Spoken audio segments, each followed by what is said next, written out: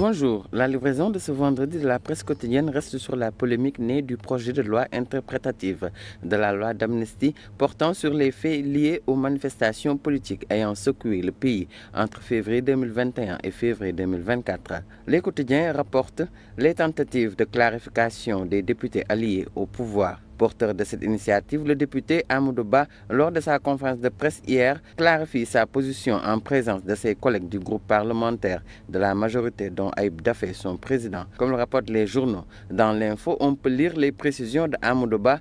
La position du député est la suivante. La loi interprétative de la loi d'amnistie vise à éviter l'impunité pour les auteurs de crimes, d'assassinat, de torture et de meurtres survenus au Sénégal entre 2021 et 2024. Certains faits ne doivent pas être couverts par la loi d'amnistie. Sud Quotidien note que cet argumentaire résonne comme une ultime tentative de clarification de la part du parti PASTEF face à la controverse qui s'amplifie autour de la proposition de loi interprétative de la loi d'amnistie.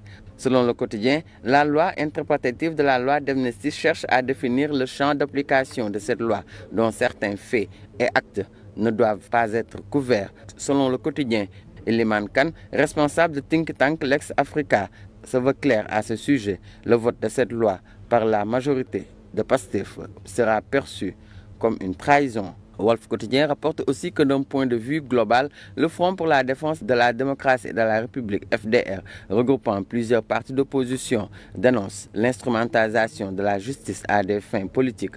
Le quotidien Les Échos annonce que le Premier ministre Ousmane Sonko va retourner à l'Assemblée nationale pour une deuxième séance des questions d'actualité au gouvernement le 10 avril prochain. Sur un autre registre, pour terminer, l'Observateur rapporte un autre cas d'escroquerie sur les deniers publics. Et cela se passe à la Fédération sénégalaise de karaté.